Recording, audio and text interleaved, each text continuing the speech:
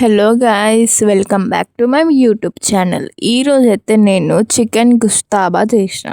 So ఎట్లా చేసినానో చూసేయండి. ఇది అయితే స్పైసీ స్టైల్లా ఎట్లా చేసినానో చూసేయండి. చలో, ఫస్ట్ అయితే బోన్లెస్ చికెన్ తీసుకొని దాన్ని మంచిగా కడుక్కొని పెట్టుకోండి. దాని తర్వాత నేనైతే ఆ చికెన్ అంతా ఒక మిక్సీ జార్లో వేసుకోండి. ఇక చికెన్ అయితే మంచిగా మిక్సీ పట్టుకోండి మెత్తగా.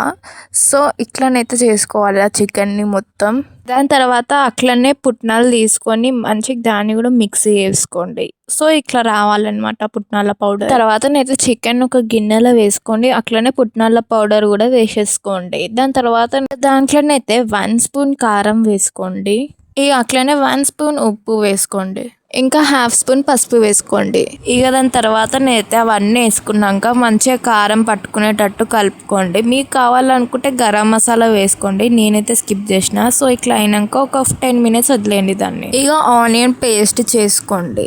ఇంకా అట్లనే టమాటో, కాజు ఇంకా పిస్తా పేస్ట్ చేసేసుకోండి. దాని తర్వాత నేనైతే చేతికి ఆయిల్ రుద్దుకొని చికెన్ అయితే మంచిగా బాల్స్ లెక్క చేసేసుకోండి చిన్నగా. దాని తర్వాత నేనైతే గుంత పొంగనాల ప్యాన్ తీసుకున్నా. మీకు కావాలనుకుంటే మీరు కడాయిలో కూడా ఫ్రై చేసుకోవచ్చు. సో నేనైతే తక్కువ ఆయిల్ యూజ్ చేయాలనేసి సో ఇదైతే తీసుకున్నా. వాటిలో అన్నిట్లలో ఆయిల్ పోసుకున్నాక చికెన్ బాల్ అయితే వేసేసుకోండి. ఇదైతే సిమ్ ఫ్లేమ్ మీద చేసుకోండి. హై ఫ్లేమ్ పెడితే మాడిపోతుంది. తర్వాత ఒక ప్యాన్ పెట్టుకొని ఆయిల్ వేసుకోండి. కొంచెం ఆయిల్ హీట్ అయినాక అలానైతే ఆనియన్ పేస్ట్ వేసేసుకోండి. ఒక 3 మినిట్స్ సిమ్ మీద పెట్టండి ఇది.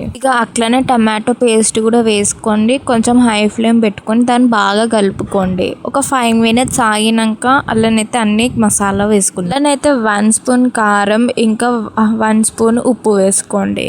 నేనైతే ఏమీ ఎక్స్ట్రా మసాలాస్ వేసుకోలే. దాన్ని అయితే బాగా కలుపుకోండి గాయస్.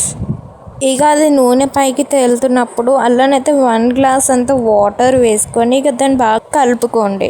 దాని తర్వాత అది మసులుతున్నప్పుడు అలా చికెన్ బాల్స్ వేసుకోండి. నేనైతే వీడియో తీసుకోలేను. సో దాని తర్వాత అది కొంచెం గ్రేవీ లెక్క వచ్చినాక దాంట్లోనైతే కసూరి మెతి వేసుకోండి. దాని తర్వాత ఒక 5 మినిట్స్ అట్లా వేయండి. సో దాని తర్వాత ఫైనల్గా నూనె ఇట్లా పైకి తేలుతున్నప్పుడు అది స్టవ్ అయితే ఆఫ్ చేసేసుకోండి. ఇదైతే బగారా రైస్తో కానీ రుమాల్కి రోటీతోటి కానీ సూపర్ ఉంటుంది. టేస్ట్ అయితే చాలా బాగుంటుంది.